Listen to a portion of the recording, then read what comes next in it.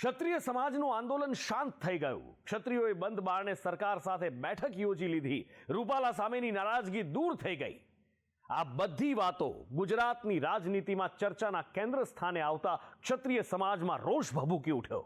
ક્ષત્રિય સમાજનો વિરોધ શાંત થવાની વાતને તેમણે રદિયો આપી દીધો.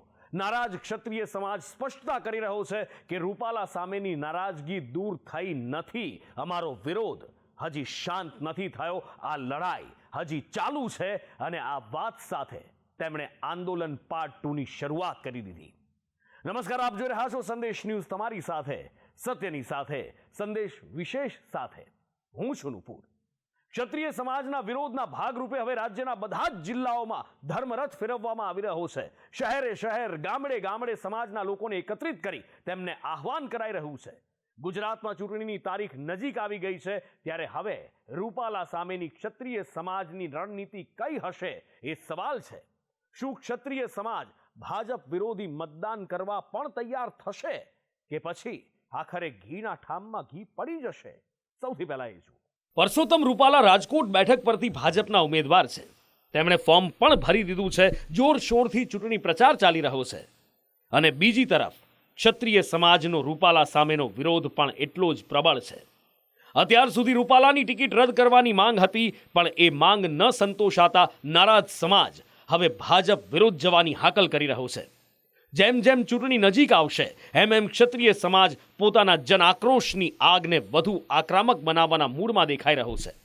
જેમ જેમ ચૂંટણી નજીક આવી રહી છે તેમ તેમ ક્ષત્રિય સમાજ જનાક્રોશની આગને વધુ ઉગ્ર બનાવવાના મૂડમાં દેખાઈ રહ્યો છે. આ બધા વિરોધના વંટોળ વચ્ચે ભાજપ ડેમેજ કંટ્રોલના પ્રયાસ કરી રહ્યું છે. ગૃહ રાજ્યમંત્રી હર્ષ સંઘવી જુદા જુદા આગેવાનો સાથે બેઠક કરી રહ્યા છે. ભુજમાં પણ બંધ બારણે બેઠક યોજાઈ. આ બાજુ પરસોત્તમ રૂપાલા તેમના ભાષણમાં ક્ષત્રિય સમાજની વારંવાર માફી માંગે છે અને બધું જ ભૂલી જવાની, મોટું મન રાખવાની, વડાપ્રધાન નરેન્દ્ર મોદીને ફરી એકવાર વડાપ્રધાન બનાવવા ભાજપ તરફી મતદાન કરવાની અપીલ કરી રહ્યા છે. આ વિસ્તારના ક્ષત્રિય આગેવાનોએ મંચ ઉપર બેસી અને પોતાનું સમર્થન ભારતીય જનતા પાર્ટીની સાથે જ્યારે જાહેર કર્યું છે, ત્યારે હું ક્ષત્રિય સમાજને વિનમ્ર અપીલ કરવાના મતનો છું કે દેશની અંદર આ પ્રકારનું શાસન જ્યારે નરેન્દ્રભાઈના રાજમાં ચાલતું હોય ત્યારે નાની મોટી વાતને દરગુજર કરીને મેં અગાઉ પણ સમાજની વચ્ચે જઈને જે વિષયો મૂકેલા છે આપ બધા જાણો છો. પુનશ્ચ ફરીથી હું અપીલ કરું છું કે રાષ્ટ્રના આ પ્રવાહમાં મોદી સાહેબના હાથ મજબૂત કરવા માટે અને સમર્થ ભારત બનાવવા માટે આપ સૌ પણ સાથે જોડાય એવી અપીલ સાથે આપ સૌએ જે પ્રકારે આજે અહીંયા મોરબી, ટંકારા, પડદરી વિધાનસભા વિસ્તારના કાર્યકર્તાઓ તરીકે ક્ષત્રિય સમાજની જુદી જુદી 92 સંસ્થાઓના પ્રતિનિધિઓ સંકલન સમિતિમાં સામેલ છે. આ સમિતિના બધા જ સભ્યો રાજ્યના ક્ષત્રિય સમાજનું પ્રતિનિધિત્વ કરે છે. આ સમિતિના સભ્યો જ સરકાર સાથે રૂપાલા સામેની નારાજગી મુદ્દે બેઠક કરી રહ્યા છે.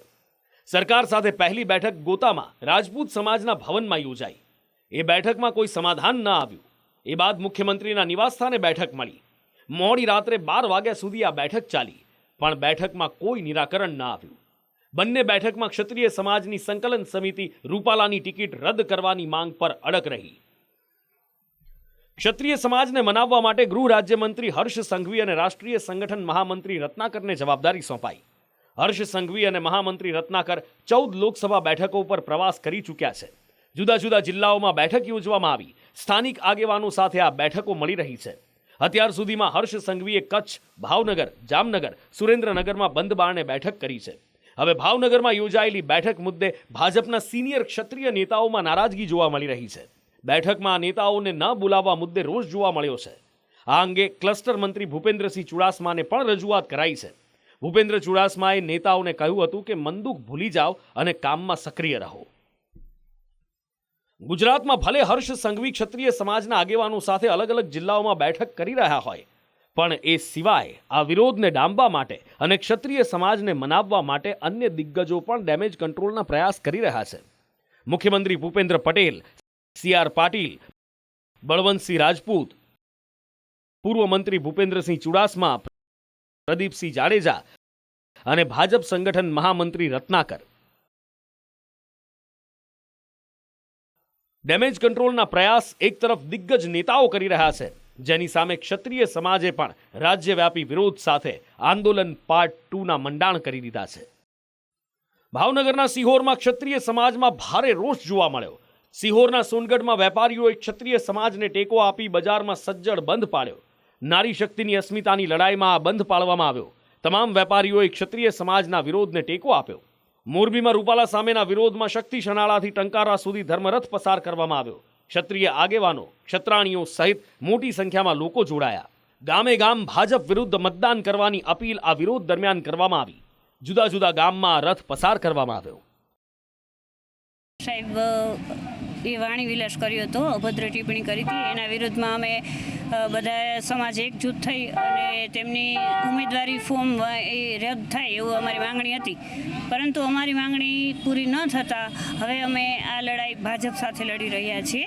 જિલ્લા અધ્યક્ષ આજે રોજે અમે સરનાળાથી શક્તિમાના મંદિરેથી એક ધર્મરથ કાઢ્યો છે, જે આજે ટંકારાના બધા ગામડા વીરપલ, લજાય, સજ્જનપુર, ગુંડરામાં જવાના છે અને 18 વર્ષ અમારી સાથે જોડાય અને અમે વધારેમાં વધારે ભાજપની વિરુદ્ધ મતદાન કરી શકીએ એ જ અમારો ઉદ્દેશ છે. દ્વારકામાં પણ ક્ષત્રિય સમાજે રૂપાલા સામે હુંકાર ભર્યો. ખંભાળિયામાં ધર્મરથ પહોંચ્યો. મોટી સંખ્યામાં ક્ષત્રિય સમાજના આગેવાનો અને લોકો પહોંચ્યા. જ્યાં રાજપૂત સમાજે ભાજપને મત ન આપવાનો નિર્ણય કર્યો અને અન્ય સમાજને સાથે રાખી ભાજપ વિરોધી મતદાન કરવાની હાકલ કરી. વડોદરાના સાવલીમાં ક્ષત્રિય સમાજના યુવકોએ ભાજપ કાર્યાલયના ઉદ્ઘાટન પ્રસંગે વિરોધ કર્યો. આ યુવકો કાર્યાલય પર વિરોધ કરવા જતા હતા એ પહેલા જ તેમની અટકાયત કરી લેવામાં આવી. તો મહીસાગરમાં ક્ષત્રિય સમાજે ધર્મરથનું પ્રસ્થાન કરાવ્યું. ધર્મરથના માધ્યમથી ભાજપ વિરુદ્ધ મતદાન કરવાની અપીલ કરાઈ. જુદા જુદા ગામડાઓમાં ભાજપની પ્રવેશબંધીના બેનર લાગી રહ્યા છે. છોટાઉદેપુરના સંખેડામાં આંદોલન પાર્ટ 2ની અસર જોવા મળી. મોટી સંખ્યામાં ક્ષત્રિયોએ ભાજપ વિરોધી મતદાન કરવાના શપથ લીધા. વાસણાના જલારામ મંદિરમાં ક્ષત્રિયોએ આ શપથ લીધા. મારી ગુરુદેવી ના સ્વાગત થઈને પ્રતિજ્ઞા લઉં છું કે હું અમારી સંકલન સમિતિ ની વિનંતી મુજબ ભારતીય જનતા પાર્ટી ની વિરુદ્ધમાં મતદાન કરીશું. ભારતીય જનતા પાર્ટી વિરુદ્ધ મતદાન કરાવીશું. જય ભવાની. આણંદમાં પણ ક્ષત્રિયો રૂપાલા પર આકરા પાણીએ જોવા મળ્યા. સોજિત્રામાં ક્ષત્રાણીઓ પ્રતિક ઉપવાસ પર બેઠી તો બોરસદના દેહમીમાં ક્ષત્રિય યુવાનોએ રોડ પર ઉતરી વિરોધ નોંધાવ્યો. ભાજપના ઉમેદવાર પ્રચાર કરવા માટે આવતા તેમનો પણ વિરોધ કરવામાં આવ્યો. નેતાઓએ પ્રચાર કરવા માટે આવવું નહીં એવા બેનરો લગાવવામાં આવ્યા. ઉતર્યા કે રૂપાલાની ટિકિટ રદ ન થવાથી તે અમારે એની વિરોધથી અમે ઉપવાસ પર ઉતર્યા છીએ. અમે ઓછા કમસે કમ 50 બહેનો છીએ અમે, અને આજથી અમે ઉપવાસ પર ઉતર્યા છીએ. જ્યાં સુધી એ થશે ત્યાં 7 તારીખ સુધી અમે ઉપવાસ પર રહેવાના છીએ, જ્યાં સુધી નિર્ણય નથી આવ્યો અને લાવતા પણ નથી નિર્ણય એનો. શક્તિપીઠ અંબાજીથી ધર્મરથનું પ્રસ્થાન કરવામાં આવ્યું. અંબાજીથી મોટી સંખ્યામાં ક્ષત્રિય સમાજના લોકો વિરોધમાં જોડાયા. અંબાજીથી નીકળેલો ધર્મરથ જુદા જુદા ગામોમાંથી પસાર થયો. આંદોલન પાર્ટ 2 અંતર્ગત તમામ જિલ્લાઓમાં ક્ષત્રિય સમાજ વિરોધ કરી રહ્યો છે અને ક્ષત્રિય સમાજે હવે પરસોત્તમ રૂપાલાની સાથે સાથે ભારતીય જનતા પાર્ટી સામે પણ મોરચો માંડી દીધો છે. ભાવનગર, દ્વારકા, વડોદરા, મહીસાગર, છોટાઉદેપુરમાં નારાજ સમાજ વિરોધ કરી રહ્યો છે. બનાસકાંઠાના અંબાજીમાં પણ ધર્મરથનું પ્રસ્થાન કરાવી ક્ષત્રિય સમાજે ભાજપ વિરોધી મતદાનની અપીલ કરી છે. આ વિરોધની આગ રાજ્યભરમાં યથાવત રહે એ માટે ક્ષત્રિય સમાજ એક્શન મોડમાં આવી ગયો છે. રાજ્યના બધા જ જિલ્લાઓમાં ધર્મરથ ફેરવવામાં આવી રહ્યા છે અને ક્ષત્રિય સમાજ ભાજપ વિરુદ્ધ મતદાનનું આહ્વાન કરે છે.